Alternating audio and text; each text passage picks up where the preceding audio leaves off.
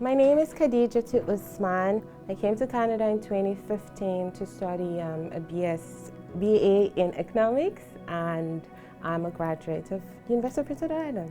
I'm from Nigeria.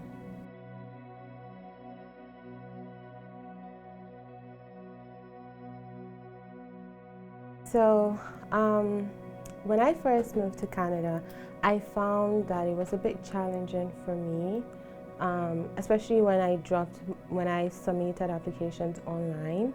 I'm not quite sure, but I feel like it probably had to do a little bit with my name, because there were situations where a friend used similar resume template and their name wasn't as, what would I say? Muslim, thank you, exactly, right? And they either got called in for an interview or, yeah, something like that. So that would be one of the challenges I realized I faced when I first moved to Canada. When I was a residence life advisor, I was the only black person, basically, right, in the group. And, well, everyone else was my age group and stuff like that. But I found myself in situations where I couldn't connect really well with the other resident life advisors,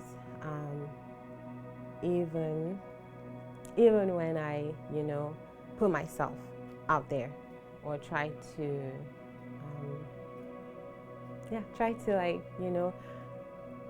find out more about them or build like that sort of like relationship, exactly. So it wasn't always easy for me in terms of that.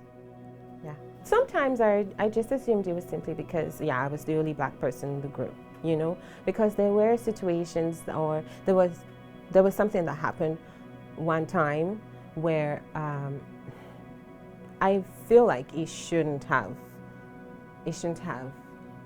gotten to the point that it did, and I think for me it only just pointed out that I guess it's just a difference in like the way we viewed it as, like coming from different backgrounds. Exactly, yes.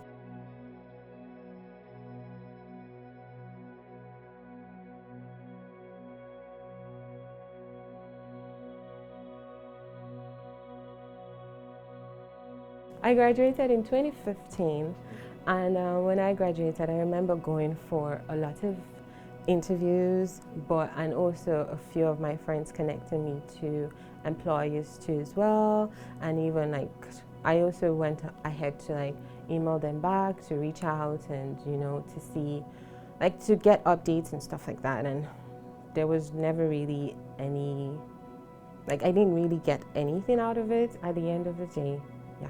I think back then, at that time, it felt like maybe I was being perceived as not a good fit for some of the organizations that I went for interviews.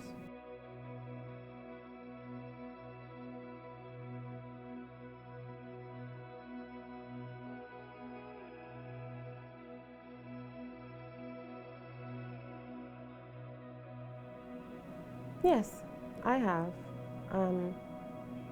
So currently I work in a customer service role, right? And I feel like for a lot of the time, there is the assumption that I don't know what I'm doing or I don't understand the language properly, English, because when I am approached to do something there are microaggressions that you can tell that there is the assumption that, oh, okay, she probably doesn't really understand, so I'm gonna have to like really break it down for her, so like I wanna ask her to do this, so I'm gonna say, do you know, and like not just go straight ahead and like just say it like you would if you're just gonna ask somebody to do it. You want to like take the extra, and like it's not just in one conversation, it's like multiple, exactly, or where you are ignored, basically, even though you're there too as well, you know. My current role, yes, ignored by customers. Yes, yeah.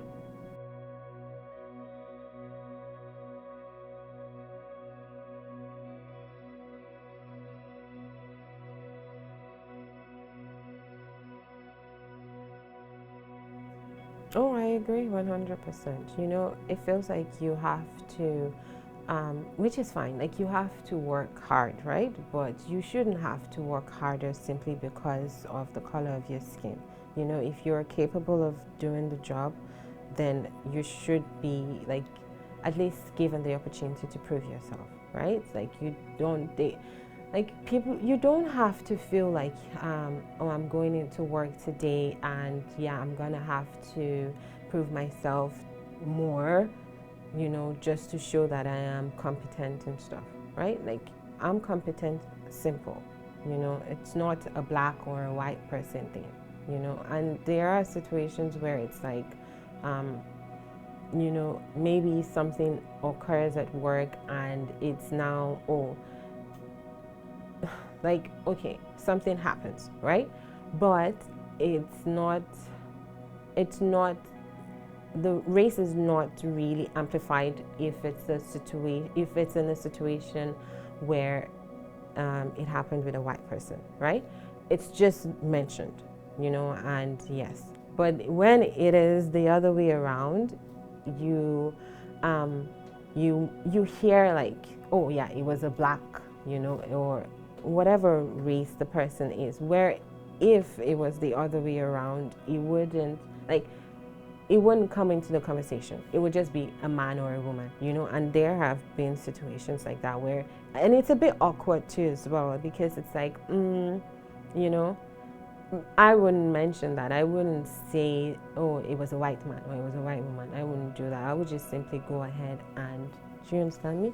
Like, yeah. Yeah, so that makes it a bit awkward, you know, when it comes up in that manner.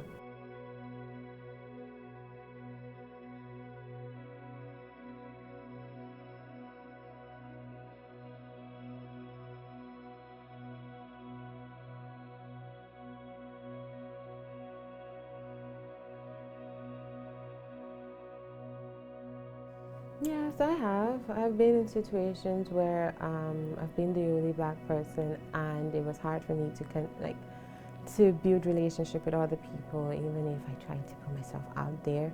And honestly, like you can't fault yourself for that, right?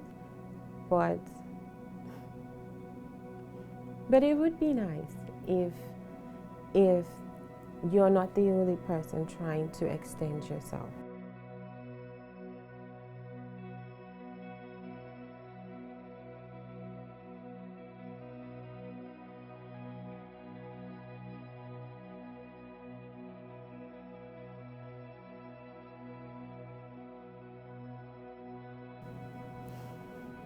Okay, at some point I questioned myself. I really did. Um, because I thought there was something wrong with me, you know. Um, but then eventually I figured it didn't have to do, it has nothing to do with me, you know. There's just so much you can do to prove yourself, right? And if there are already preconceived notions like about you and about what you can do simply because of your name, where you come from, how you sound, then so be it, right? But yes, at first it did get to me, you know, and I questioned and I was like, oh, this is, but I know what I'm capable of doing. I know how hard I can work and how I'm willing to put myself out there. But eventually you just get to a point where you're like, okay, you know what? I think this is enough. I know what I can do, and if you can't see that in me, then I really can't do anything for you.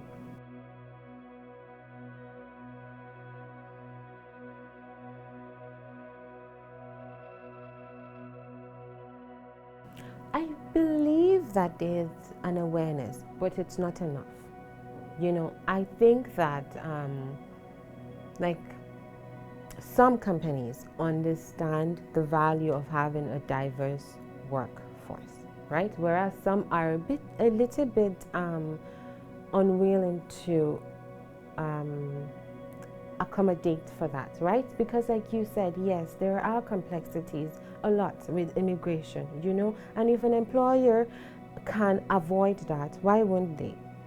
Because with hiring international students, today the news can say, oh yeah, you are allowed to hire international students can work 20 hours, right? And then tomorrow they're like, oh, international student can work more than 20 hours. And then tomorrow there's another adjustment to that rule, right? Which obviously at the back end for the human resource personnel requires a lot of work to keep up to date with all of those requirements from IRCC, right? So if a company can simply avoid that, there are companies that don't do permanent residence, and it's because they feel like it comes with a lot of work, a lot of work. They don't understand the process. Companies are not educated enough on the permanent residence application process. Some companies would rather just avoid that entirely than to hire an international student. Some companies wouldn't hire international students, which is obviously, I guess it's valid, but you need to, before you can offer the international students a job application, you need to obviously see their work permits and their work permits and make sure that it's not expired and all of those things, right? Yes. But some companies would rather just avoid that than having to, go through all of that, making sure that the international students study permit isn't going to expire soon, right? If there is a Canadian that's applying for the job and an international student that's applying for the job, when you know that you're not going to have to worry about that when it comes to how many hours can they work? Oh, tomorrow IRCC has changed it. Now they can't work 20 plus hours. Now they can only work 20 hours. So now I have to update. I have to make sure to notify every single manager that, every internal. Do you understand? If I can avoid that, I might as well.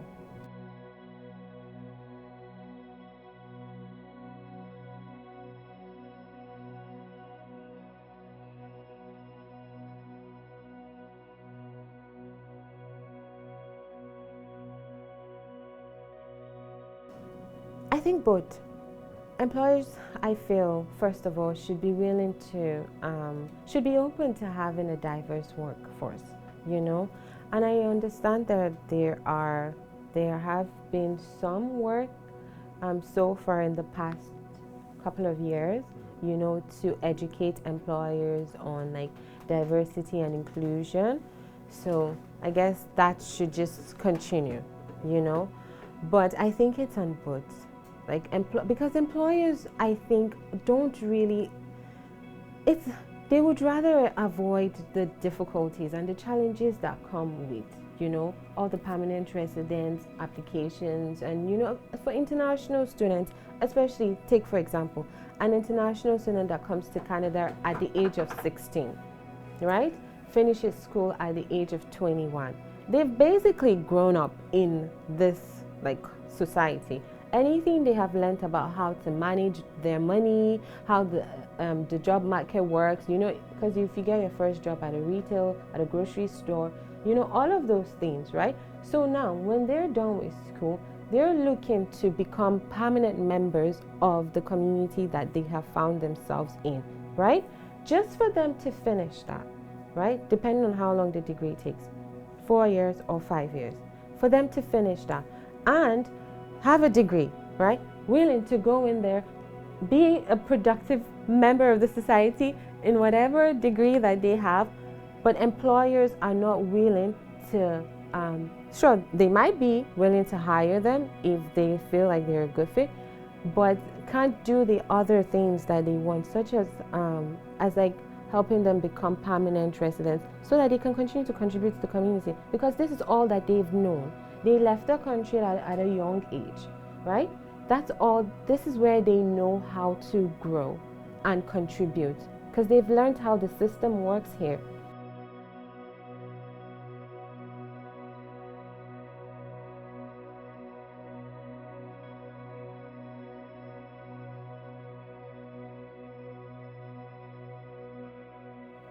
I think it's changing though. Yes, I feel like, I think, here's the thing. Everyone wants to grow. And if you're presented with an opportunity to grow in your career, you would definitely stay. Now, if, take for example, I, as an international student, studied, economics, right? And I graduated and I found a job as a supervisor at a fast food chain, right? Thankfully, yes, I have gained experience there and I have grown, you know. Now I have leadership skills, interpersonal skills, like all of those things that are required for me to further my career. But the community that I am in now, yes, I have a lovely group of friends. I understand how it works here, but can I find the opportunity to grow here in the field of study that I graduated from or that I want to further in, right? It's not that international students want to leave. No, it's that are they presented with the opportunity to grow further. That's just it.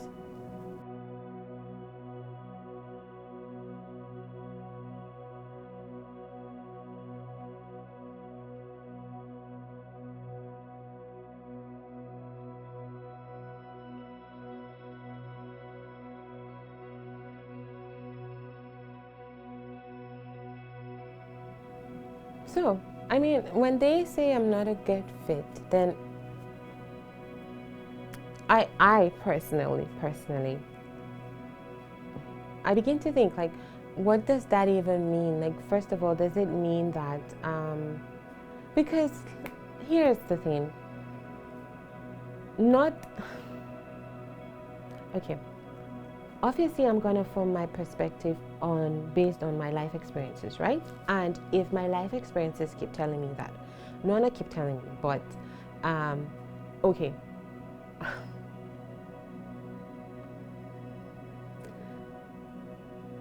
Some companies are fine if you're the only black person there. Some companies can manage that. To be honest, like my current workplace, right? I think my current workplace is the only place where I've been the only black person and I haven't felt like the only black person. I have never felt like that in any other place that I have worked in, you know? It could be due to the fact that sometimes certain conversations or like certain statements may have been said in the past to further indicate that, yeah, I'm the only black person, you know? So yeah, so if you've had experiences like that, then if you're, then the question of do I fit in would indicate to, is it maybe because of the fact that I am of a different race, right? Exactly, because you've had experiences in the past where you've been the only black person and they've been statements to further emphasize that, you know? I think here, where I currently work at, is where I have learned that you don't have to, you can relate with anybody of any race. Like so in the past, I have felt like in order for me to, okay, I'm in this room now and I should find somebody that I am of the same something, you know, so I can relate, so I know that there's a commonality, which I guess is just human behavior anyways. But here now with my current employer is where I understand that it's not necessarily like you can relate with, but I had to learn that here. I didn't, like in the previous places I have worked at, it's something that was like sort of like, not made clear, but like you could tell, like, you know, like you can sense that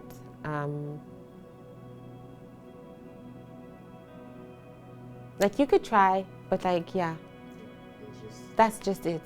Yeah, you're just trying. Just try and, yeah, be fine.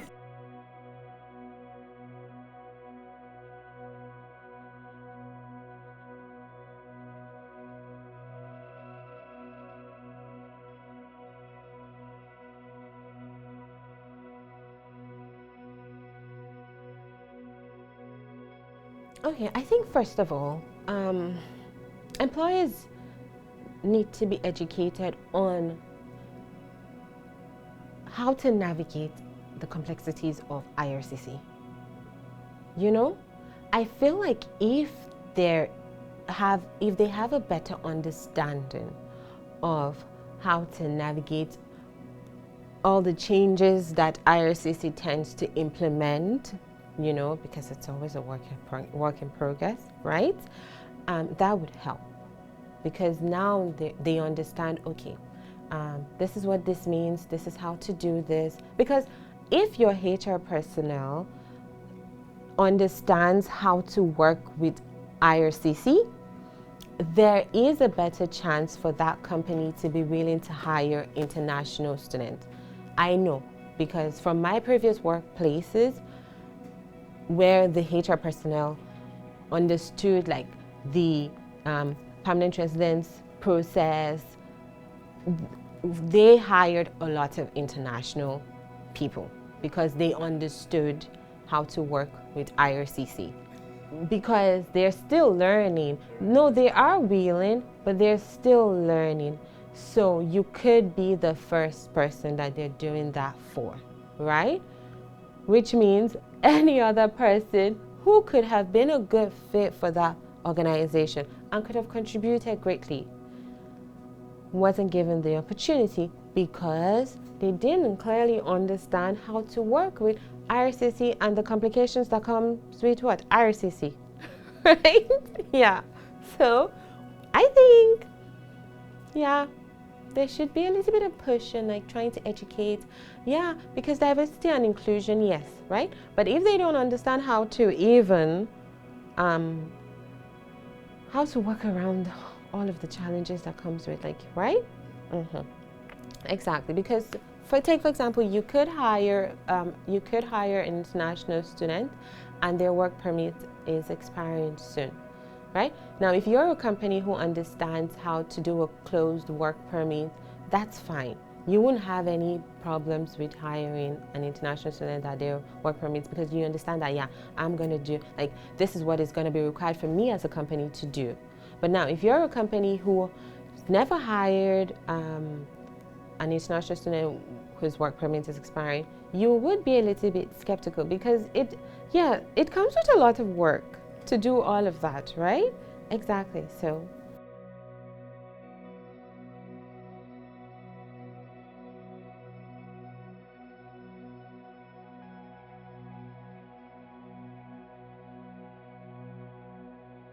but there's a narrative that international students are the villains.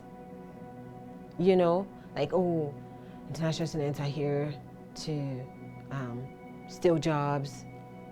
They, you know, like there's a lot of things you hear that is like, where is this coming from? And why is that the case? Because I feel like comparing from where the year I came to Canada and 2024, the perception of international students drastically different. Yes, and its perception of international students has gotten worse. And it is not solely due to the actions of international students. You know, it makes it seem like, yeah, international students are the villains in this situation, where it isn't necessarily the case. International students are here in Canada because first, they want good quality education, right? Two, they're looking for a place where they know they're gonna flourish and grow long term. you know, and that's how it's always been for international students. But I feel like in this present day, it's shifted to a point where international students are now the cause of whatever economic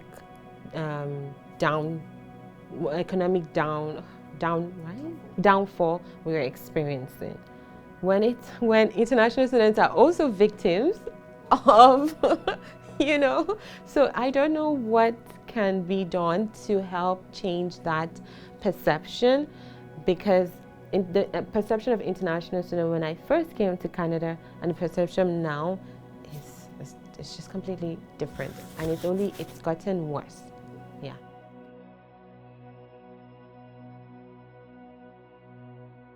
Yes.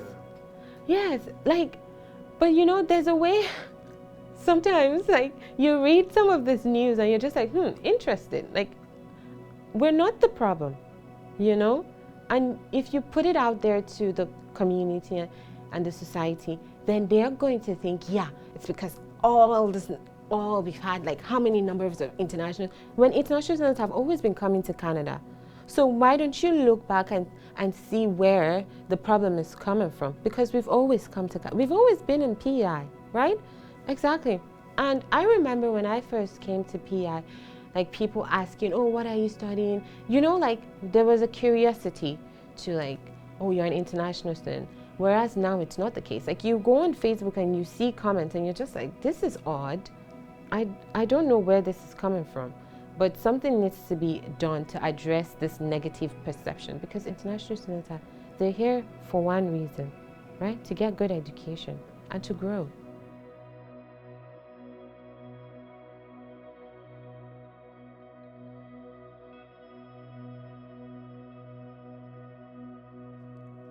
Okay, I think sometimes when I talk to recent like international graduates, there's sometimes they question their worth. You know, they think, oh, is there something wrong with me? You know, at some point I thought I was dumb, and I hear statements like that. And I feel like you need to, first of all, understand that sometimes it just has nothing to do with you. All you can do is do your best, keep upgrading your skills, networking as much as you can, try to understand the nature of what's going on in the community that you're in, you know, but always remember that like, you know who you are and you know how much you can offer to whatever place you're placed, you know. So yeah, just don't doubt yourself and think, oh my God, like, yeah, I think there's something wrong with me, because I hear that a lot. Like, they question their self-worth, you know, and you shouldn't.